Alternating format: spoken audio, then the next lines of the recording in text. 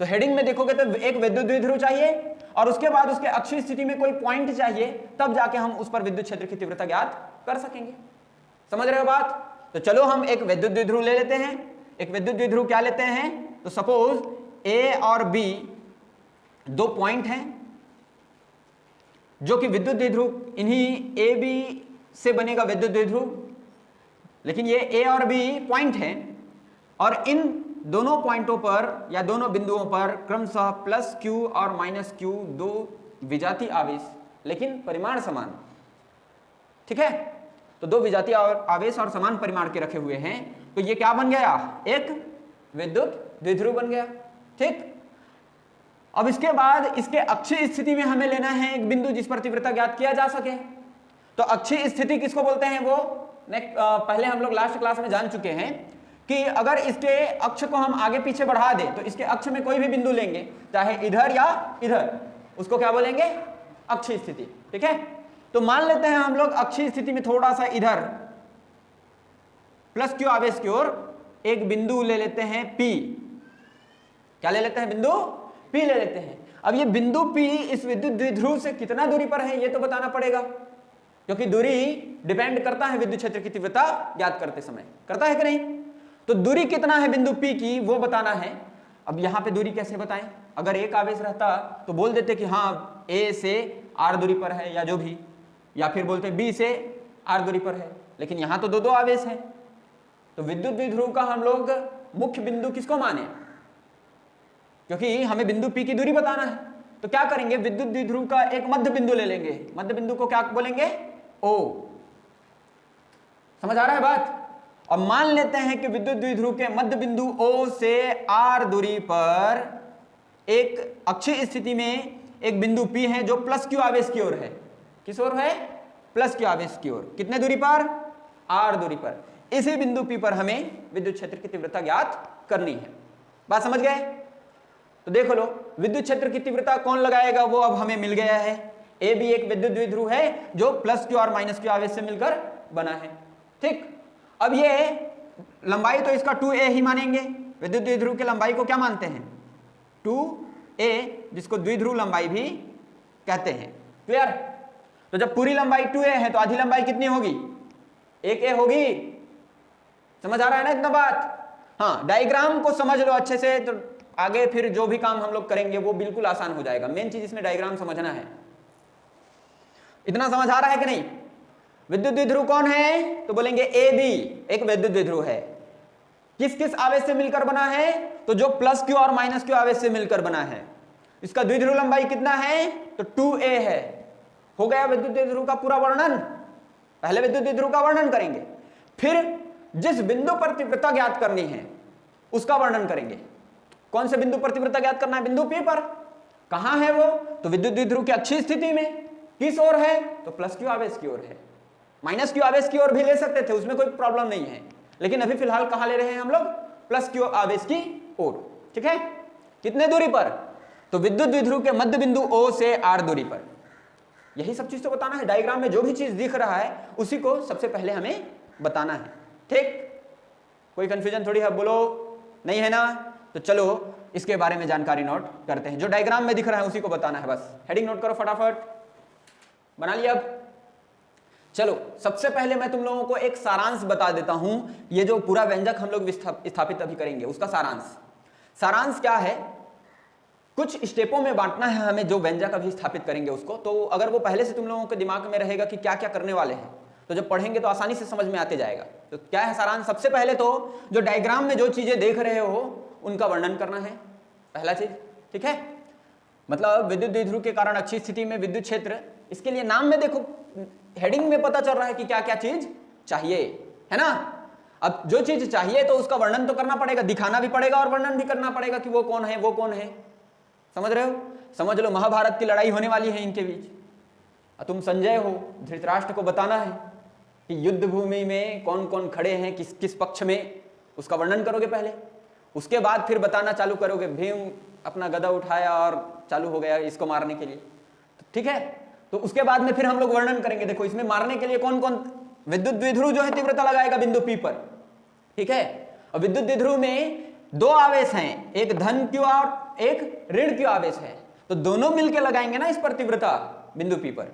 ठीक, तो पहले धन क्यू लगाएगा, उसके बाद ऋण क्यू लगाएगा, उसके बाद दोनों के द्वारा लगाए गए इस बिंदु P पर जो तीव्रता होगी उसका हम लोग, चूंकि ये सदिश राशि है तो इसका सदिश तरीके से योग करेंगे। सामान्य राशि रहता है अदिश राशि तो उसका बीजगणितीय योग करते हैं, लेकिन यहां पे जो विद्युत क्षेत्र की तीव्रता होती है वो एक सदिश राशि है, तो प्लस क्यू आवेश के द्वारा बिंदु P पर लगाए गए तीव्रता और माइनस क्यू आवेश के द्वारा बिंदु P पर लगाए गए तीव्रता का आगे चल के हम लोग सदिश योग करेंगे। ठीक है, तब जाके ओवरऑल बिंदु P पर कितनी तीव्रता लगेगी ये हमें पता चलेगा।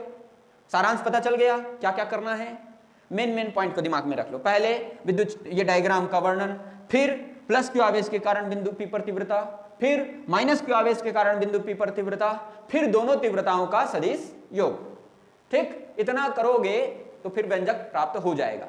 अब देखो कितना है, 4 स्टेप तो है, 4 स्टेप को दिमाग में रख लो बस, मेन स्टेप को, फिर पूरा वर्णन बहुत आसान हो जाएगा। ठीक, तो अभी स्टार्ट करें। चलो सबसे पहले ये बताना है कौन कौन खड़ा है, ये सब बताना है। तो लिखो, माना कि ए बी एक विद्युत द्विध्रुव है, माना कि ए बी एक विद्युत द्विध्रुव है जो प्लस क्यू और माइनस क्यू आवेशों से मिलकर बना है, प्लस क्यू और माइनस क्यू आवेशों से मिलकर बना है। इसकी द्विध्रुव लंबाई 2a है, इसकी द्विध्रुव लंबाई 2a है तथा इसके मध्य बिंदु O से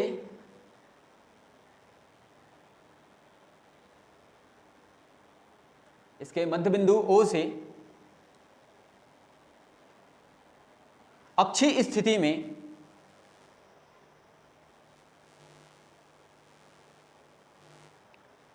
r दूरी पर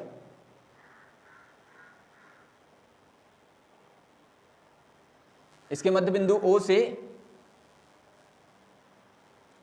या इसको आगे पीछे कर लेना, मध्य बिंदु O से r दूरी पर अक्षीय स्थिति में, ऐसे उसको आगे पीछे कर लेना। ठीक है, तो मध्य बिंदु O से r दूरी पर अक्षीय स्थिति में प्लस क्यू आवेश की ओर, प्लस क्यू आवेश की ओर एक बिंदु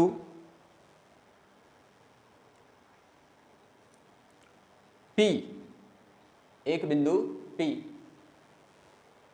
स्थित है।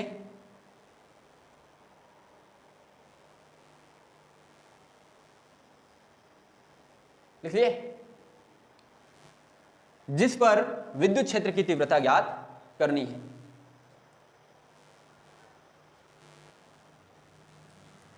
जिस पर विद्युत क्षेत्र की तीव्रता ज्ञात करनी है।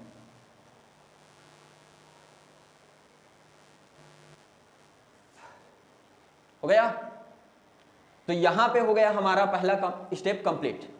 हमने डायग्राम में क्या क्या चीजें हैं वो सबके बारे में बता दिया।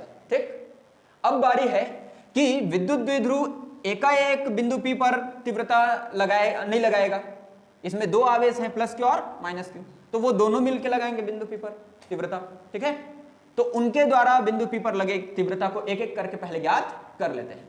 तो सबसे पहले किसके द्वारा बिंदु P पर लगे तीव्रता ज्ञात करेंगे? प्लस क्यू आवेश के कारण। ठीक है, तो उसके नीचे लिखना है, अतः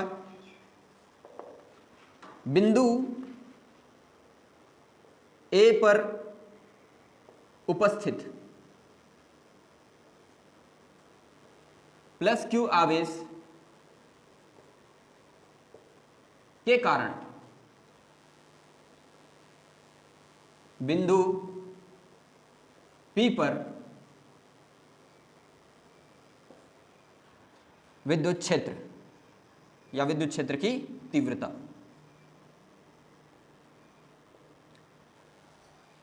देखो क्या होगा, बिंदु A पर उपस्थित प्लस क्यू आवेश के कारण बिंदु P पर विद्युत क्षेत्र की तीव्रता कितनी होगी? इधर देखो, तो इसको दर्शाएंगे E प्लस क्यू से।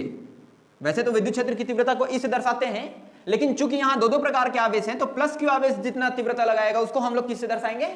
E प्लस क्यू से, और माइनस क्यू जितना लगाएगा उसको आगे चल के E माइनस क्यू से दर्शाएंगे। ठीक है, तो E plus Q is equal हो जाएगा 1/4 पाई ई नॉट। जैसे बिंदु आवेश के कारण तीव्रता लगता है, तो बिंदु आवेश हो गया ना, एक बिंदु आवेश, ये एक बिंदु आवेश हो गया, ये दूसरा बिंदु आवेश हो गया, दोनों को मिलाकर ना बना विद्युत द्विध्रुव।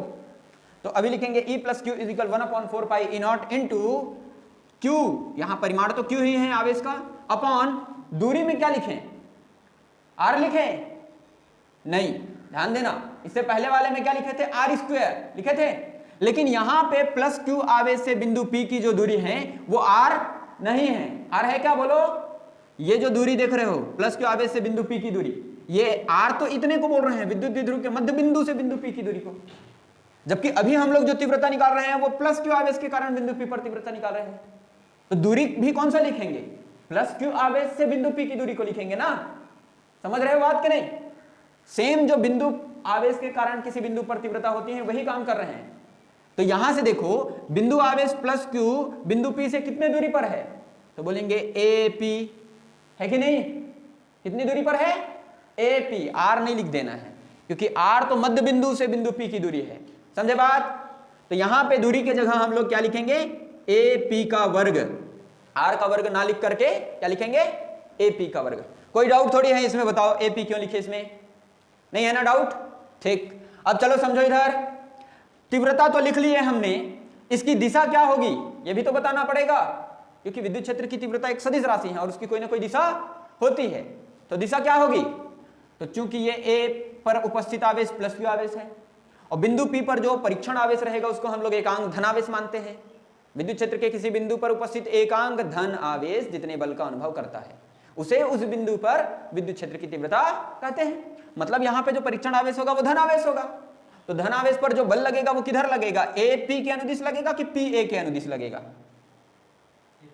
हाँ AP, ऐसे जाएगा ना बल, प्रतिकर्षित करेगा ना कि आकर्षित करेगा, प्रतिकर्षित करेगा, ठीक है।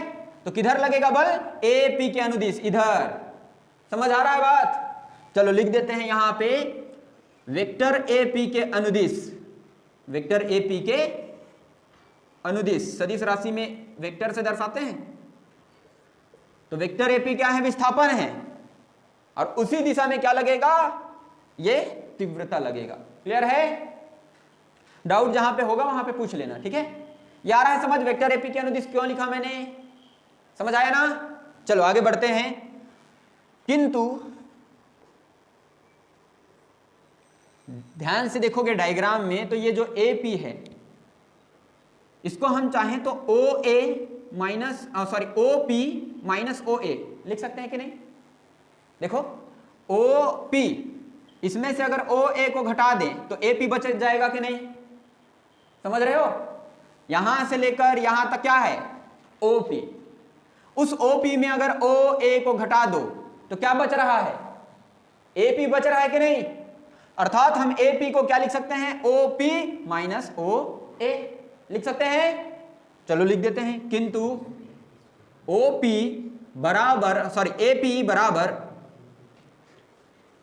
OP minus OA। अभी भी पूछ लो जिसको नहीं समझ में आ रहा होगा, ये AP बराबर OP माइनस OA क्यों लिख रहा हूं, सबको समझ आ रहा है ना, ठीक। अब देखो OP को क्या लिखेंगे, ये OP को क्या लिखेंगे, R पहले से मान चुके हैं तो OP के जगह क्या लिख देंगे, R, हो गया। फिर माइनस OA को क्या लिखेंगे, ये OA विद्युत द्विध्रुव का आधा, तो पूरा का लंबाई जब 2A है तो आधा का लंबाई क्या होगा, 1A होगा कि नहीं, समझे बात। तो क्या हो गया, AP बराबर OP माइनस OA और मान रखने पर हो गया R माइनस A। क्लियर। तो ये मान अगर हम लोग यहां रख देते हैं तो इसलिए E plus Q is equal हो जाएगा 1/4 पाई ई naught into Q upon AP के जगह लिख देंगे R माइनस A और होल स्क्वायर, पूरे का स्क्वायर। समझ आया। इसको दे देते हैं समीकरण पहला, या समीकरण का उतना खैर जरूरत भी नहीं है, मिल गया। प्लस क्यू आवेश के कारण बिंदु P पर तीव्रता यही है, प्लस क्यू आवेश के कारण बिंदु P पर तीव्रता। अब बारी किसकी है, माइनस क्यू आवेश के कारण बिंदु P पर तीव्रता। तो ये अगर समझ में आ गया है तो आगे आसानी से समझ में आ जाएगा, ठीक है। चलो देखते हैं, नोट कर लिए इसको क्या। चलो इसी को मैं फिर बनाते जाऊंगा, आगे तुम लोग यहीं से नोट करना। अब लिखेंगे इसी प्रकार जो माइनस क्यू आवेश है वो कहां स्थित है, बिंदु P पर। तो लिख देंगे उसके आगे इसी प्रकार बिंदु बी पर उपस्थित -q आवेश के कारण बिंदु P पर विद्युत क्षेत्र, और यहां पे हो जाएगा फिर E - q बराबर हो जाएगा 1/4 पाई E0 इंटू, अब क्या लिखूं मैं बताओ, AP के जगह क्या लिखेंगे इस बार? देखो -q आवेश से बिंदु P की दूरी कितनी है? -q आवेश से बिंदु P की दूरी कितनी है? जैसे प्लस, हाँ ठीक, BP है कि नहीं? ये है -q आवेश कहां? B पर, और P तक की दूरी तो BP लिखेंगे। उस बार AP था, इस बार BP हो गया। अभी बताते जाना, उसके बाद नोट करना, पहले बता लो कुछ चीजें। वहां पे जो दिशा था वो वेक्टर AP के अनुदिश था, इस बार जो दिशा होगा इस तीव्रता की वो किधर होगी बताओ? दिशा बताना है। -q आवेश के कारण बिंदु P पर तीव्रता कितना लगेगा वो तो हमने लिख लिया, अब इसकी दिशा क्या होगी ये बताना है। इधर PA, हाँ ठीक है, ठीक बोल रहे हो, PA के अनुदिश होगी। क्यों? क्योंकि ये -q आवेश है और यहाँ पे +q आवेश रहेगा परीक्षण आवेश, तो उसको अपने ओर आकर्षित करेगी, यहाँ पे जो आवेश होगा वो, ठीक है, प्रतिकर्षित नहीं करेगी। तो PA के अनुदिश, या बोल सकते PB के अनुदिश, एक ही बात है। तो यहां पे लिख देंगे PB के अनुदिश, वेक्टर PB के अनुदिश, ठीक। फिर आगे जैसे हमने AP को OP - OA लिखा, वैसे ही BP को क्या लिख सकते हैं? ध्यान से देखो, डायग्राम में फिर समझ में आ जाएगा, पूरा जानकारी तुम्हें डायग्राम से मिलेगा, ठीक है, इसलिए डायग्राम पहले बनाना है। BP बराबर क्या लिख सकते हैं? BP बराबर OP + OB लिख सकते हैं कि नहीं, बोलो? OP और OB को जोड़ दो, बन गया ना पूरा BP, ठीक। तो लिख देंगे OP + OB, समझ गए? अब फिर देखो OP बराबर है R और OB बराबर होगा A के, तो यहां पे हो जाएगा OP + OB बराबर R + A। समझे बात? नहीं समझ में आएगा वहां पूछ लेना। ये आया समझ? BP बराबर OP + OB क्यों लिख रहे हैं, समझ आ रहा है? देख लो, BP बराबर OP + OB, OP और OB को जोड़ने पर पूरा BP बन रहा है कि नहीं? और उसमें से OP जो है वो बराबर है R के, इसलिए R उसके जगह लिख दिए, प्लस OB आधा है विद्युत द्विध्रुव का, और विद्युत द्विध्रुव का आधा कितना लिखेंगे? A, क्योंकि पूरा 2A है तो आधा कितना होगा? A होगा। समझे बात? फिर ये मान भी रख देंगे, तो इसलिए E - q इक्वल हो जाएगा 1/4 पाई E0 into q/r + A। BP के जगह क्या लिख देंगे? R + A का होल स्क्वायर, इसको दे देंगे समीकरण दूसरा। समझ गए? बिल्कुल आसान हुआ कि नहीं? कर लिए नोट? चलो, अभी तो हमने जान लिया कि +q आवेश बिंदु P पर कितना तीव्रता लगाएगा, और उसके बाद फिर -q आवेश कितना तीव्रता लगाएगा। दोनों तीव्रता मिल गया है, E + q और E - q। दोनों की दिशा भी हमें पता चल गई है। अब बस मुझे इतना बताओ, इस E + q और E - q में किसका परिमाण ज्यादा होगा? E + q का कि E - q का? परिमाण बताना है। E + q क्या? बड़ा, क्योंकि +q आवेश बिंदु P के नजदीक है तो वो ज्यादा तीव्रता लगाएगा, और -q आवेश बिंदु P से दूर है इसलिए वो कम तीव्रता लगाएगा। तो बड़ा कौन है पता चल गया, छोटा कौन है पता चल गया। दिशा भी पता है हमें। दिशा क्या पता है कि E + q की दिशा AP के अनुदिश है इधर, और जो E - q की जो दिशा है वो PB के अनुदिश है इधर। मतलब ये दोनों के दोनों सदिश E + q और E - q विपरीत सदिश हैं कि नहीं है? 11वीं में पढ़े थे विपरीत सदिश, जिनकी दिशा क्या हो? अपोजिट हो, उसको क्या बोलते हैं? विपरीत सदिश बोलते हैं। तो अभी दिशा अपोजिट है। अब बताना, जब दिशा अपोजिट है तो इन दोनों सदिशों का E + q और E - q का परिणामी सदिश किसके बराबर होगा? दो सदिशों का परिणामी सदिश निकालना 11वीं में सीखे थे, तो ये सदिश राशि है ना। तो दो सदिश जब एक दूसरे के विपरीत होते हैं तो उनके परिणामी सदिश का जो परिमाण होता है वो उन दोनों सदिशों के परिमाणों के अंतर के बराबर होता है, ठीक है। अर्थात इसका ओवरऑल बिंदु P पर तीव्रता कितना लगेगा हमें पता करना है, तो दोनों आवेशों को, दोनों तीव्रताओं को क्या कर देंगे? घटा देंगे, क्योंकि दिशा अलग अलग है। अगर एक ही दिशा में रहते तो जुड़ते, ठीक है, लेकिन दिशा अलग अलग है तो इसलिए क्या होंगे? दोनों तीव्रता एक दूसरे को काटेंगे, और काटने के बाद जितना बच जाएगा वो होगा बिंदु P पर परिणामी तीव्रता। समझ गए बात? तो अब चलो निकालेंगे बिंदु P पर परिणामी तीव्रता। लास्ट स्टेप, 3 स्टेप हमारा कंप्लीट हो चुका है। अब लास्ट स्टेप है वो जब मैं नोट करवा लूंगा उसके बाद नहीं समझ में आएगा तो पूछ लेना, ठीक है। तो चूंकि E प्लस क्यू और E माइनस क्यू एक ही रेखा के अनुदिश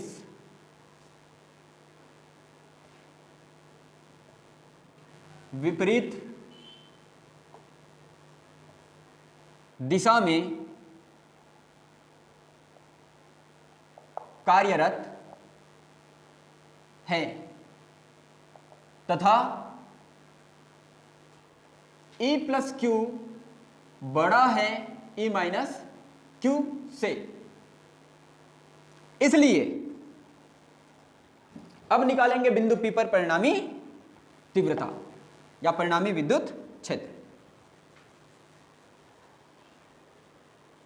तो इसलिए बिंदु P पर परिणामी विद्युत क्षेत्र, परिणामी विद्युत क्षेत्र मतलब टोटल विद्युत द्विध्रुव के कारण बिंदु P पर तीव्रता कितना लगेगा, ये अब निकाल रहे हैं, ठीक है।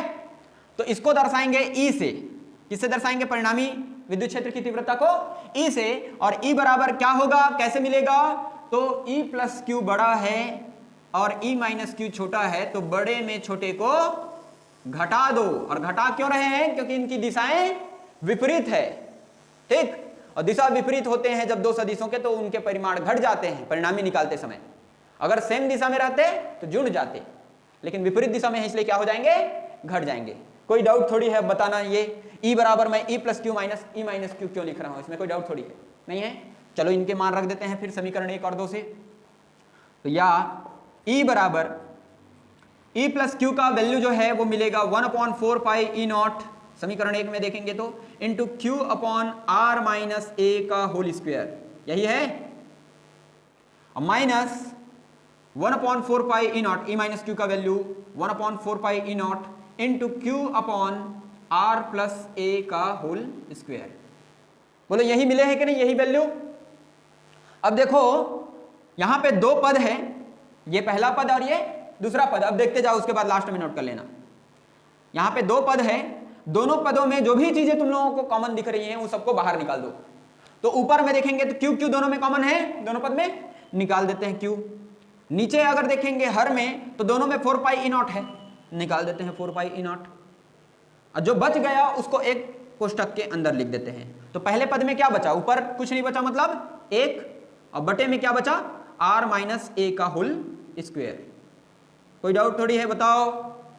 माइनस चिन्ह है तो माइनस चिन्ह, दूसरे पद में से ऊपर कुछ नहीं बचा मतलब 1, और बटे में 4 पाई नॉट तो निकाल लिए हैं, आर प्लस ए का होल स्क्वायर।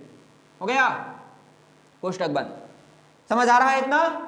अब ये तिर्यक गुणा करना है, अंदर में देख सकते हो दो भिन्न है, उसके बीच में माइनस का चिन्ह है। तो जब भिन्नों के बीच में माइनस या प्लस का चिन्ह रहता है तो दो तरीका है हल करने का, या तो हर को समान बनाओ या तो तिर्यक गुणा करो। तो यहां पे समान बनाने का काम नहीं करेंगे, तिर्यक गुणा करेंगे।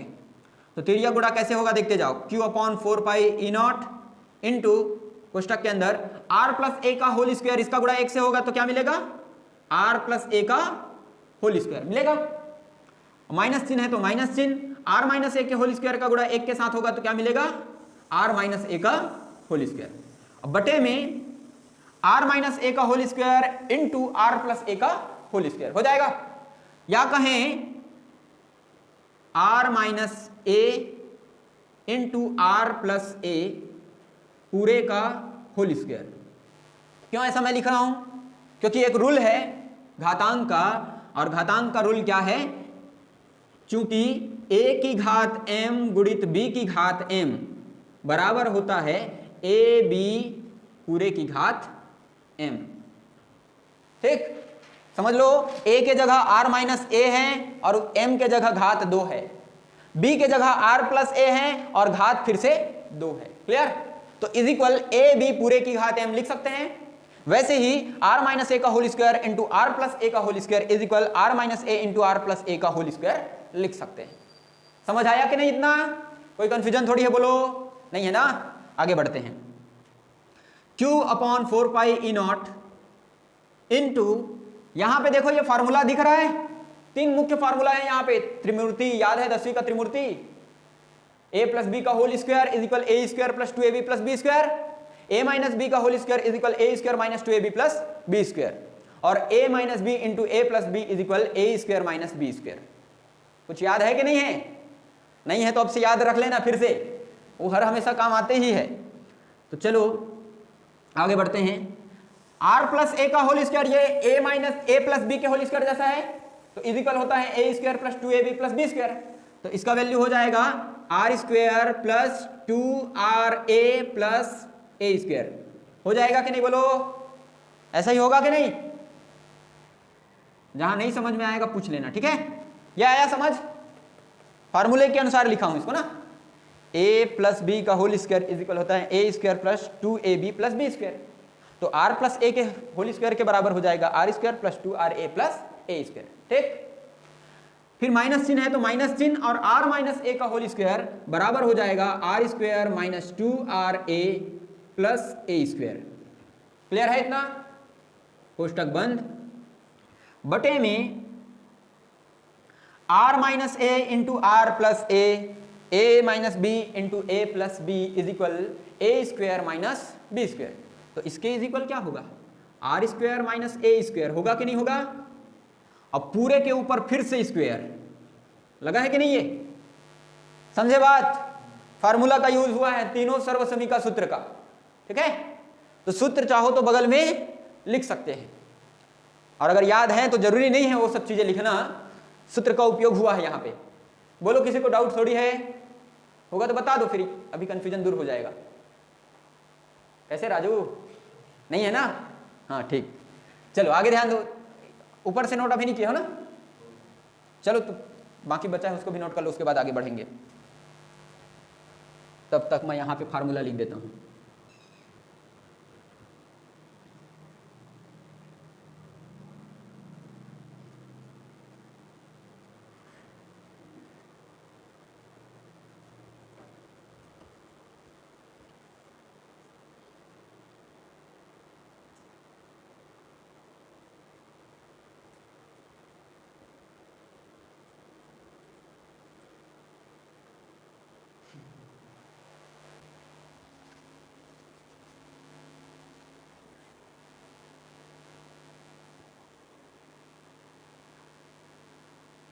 ये लास्ट स्टेप में आ गए हो सब कोई?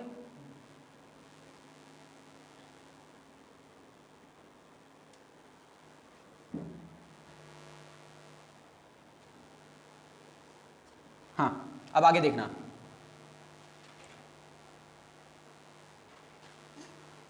q अपॉन 4 पाई ई नॉट के जगह q अपॉन 4 पाई ई नॉट इंटू कोष्टक के अंदर। अब ये जो कोष्टक देख रहे हो इसको हटाना है, तो कोष्टक के पहले यहाँ माइनस चिन्ह है, और जानते हो ना जब भी कोष्टक के पहले माइनस चिन्ह हो तो जब कोष्टक हटाते हैं तो अंदर के सभी पदों का चिन्ह बदल जाता है, विपरीत हो जाता है। तो यहाँ भी वैसे ही होगा, ये वाला का भी कोष्टक हटा देते हैं तो ये हो जाएगा are square plus 2ra plus A square. यहाँ का जब कोष्टक हटाएंगे तो ये आर स्क्वायर प्लस में है वो बन जाएगा माइनस आर स्क्वायर, ये माइनस 2ra है वो बन जाएगा प्लस 2ra, और प्लस ए स्क्वायर है ये बन जाएगा माइनस ए स्क्वायर। आया समझ?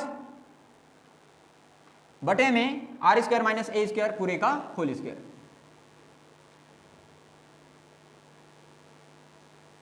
ठीक, कोष्टक बंद। अब देखो आगे, आर स्क्वायर प्लस में आर स्क्वायर माइनस में कटेगा, ए स्क्वायर प्लस में ए स्क्वायर माइनस में कटेगा, लेकिन 2ra प्लस में 2ra प्लस में दोनों प्लस में है तो जुड़ेंगे, और क्या मिलेगा? चलो q अपॉन 4 पाई ई नॉट की जगह q अपॉन 4 पाई ई naught into 2ra plus 2ra add होके क्या बन जाएंगे? 4ra बन जाएंगे, और बटे में r square minus a square पूरे का होल स्क्वायर। क्लियर? अब ये जो देख रहे हो q इंटू ऊपर में 4ra, इसको हम कुछ इस तरह जमा के लिख सकते हैं। देखो कैसे लिख सकते हैं इसको, इसे Q को उधर भेज देंगे पहले, तो ये हो जाएगा 1/4 पाई ई नॉट, जैसे सिस्टमेटिक जमा के लिखते हैं वैसे लिखना है बस, इनटू 4 को 2 इंटू 2 लिख सकते हैं कि नहीं, 2 2 4, 2 दूनी 4, और उसके बाद फिर Q यहां से गया, सब गुणा हो रहा है, और गुणा में पता है ना क्रम विनिमय नियम लागू होता है, मतलब क्रम को आगे पीछे किया जा सकता है, तो क्रम को आगे पीछे कर रहे हैं, Q को यहां भेज दिए, और उसके बाद A, Q के बाद क्या A, और लास्ट में R। देखो सब चीज वैसे के वैसे, बस जगह आगे पीछे हुआ है। हमें चाहिए था, देखो एक Q है कि नहीं यहां ऊपर में, 4 चाहिए तो 2 दूनी 4 है कि नहीं, R चाहिए तो R है कि नहीं, और A चाहिए तो A है। क्लियर? तो बस जगह आगे पीछे करके इसको थोड़ा अलग तरीके से जमा के रखे हैं, और ऐसा जमा के रखने के पीछे का कारण है, ऐसे ही नहीं लिख रहे हैं, क्या कारण है, क्योंकि 2QA ये बराबर होता है P के, P मतलब क्या चीज, विद्युत द्विध्रुव आघूर्ण, लिखे हैं व्यंजक उसका। विद्युत द्विध्रुव आघूर्ण क्या है, विद्युत द्विध्रुव के एक आवेश और उनके बीच की द्विध्रुव लंबाई के गुणनफल को विद्युत द्विध्रुव आघूर्ण कहते हैं। तो यहां पे अब हम चाहें तो 2QA की जगह P लिख सकते हैं, इसलिए ऐसे जमा के लिखे हैं। समझे बात, ये ध्यान रखना है, बटे में जैसा का तैसा, R² माइनस A² का होल स्क्वायर। क्लियर? अब बताएंगे, क्या बताएंगे, चूंकि P बराबर 2QA, क्या चीज है ये, तो ये है विद्युत द्विध्रुव आघूर्ण, विद्युत द्विध्रुव आघूर्ण।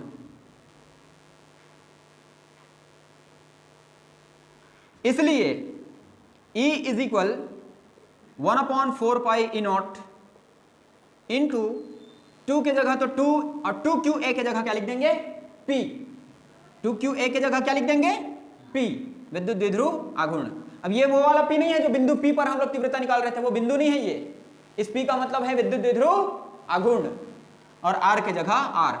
ठीक है, तो 2PR upon R² minus A² पूरे का होल स्क्वायर। ठीक, यही है अभिष्ट व्यंजक बिंदु P पर परिणामी विद्युत क्षेत्र की तीव्रता के लिए। ठीक, अच्छा अब इसकी दिशा क्या होगी, तो परिणामी विद्युत क्षेत्र की तीव्रता की दिशा क्या होगी, बोलो, पहले बता लो फिर नोट करना। प्लस Q के कारण जो तीव्रता लगेगा E प्लस Q, उसका दिशा बताए हमने, माइनस Q के कारण जो तीव्रता लगेगा E माइनस Q, उसकी भी दिशा बताए हमने। अब ये जो परिणामी विद्युत क्षेत्र की तीव्रता है, इसकी दिशा क्या होगी ये भी तो बताना पड़ेगा, तो किधर होगी दिशा बताओ, बोलो। मान लो तुम बीच में खड़े हो और तुम्हें इधर से एक व्यक्ति खींच रहा है, इधर से एक व्यक्ति खींच रहा है, इधर वाला कमजोर है, इधर वाला मजबूत है, तो तुम किधर खिसकोगे, जिधर वाला व्यक्ति मजबूत है, ज्यादा ताकतवर है, उधर खिसकोगे कि नहीं। तो जो बिंदु P पर है, वहां बिंदु P पर दो लोग तीव्रता लगा रहे हैं, दो आवेश तीव्रता लगा रहे हैं, प्लस Q और माइनस Q, उसमें से पावरफुल तीव्रता कौन लगा रहा है, प्लस Q। तो जो दिशा होगी वो प्लस Q के कारण जो तीव्रता की दिशा है वही दिशा होगी कि नहीं, परिणामी की दिशा। समझ रहे बात, अर्थात वेक्टर AP के अनुदिश। समझ गए, तो यहां पे लिखेंगे वेक्टर AP के अनुदिश। ठीक, ये है बिंदु P पर परिणामी विद्युत क्षेत्र की तीव्रता का व्यंजक।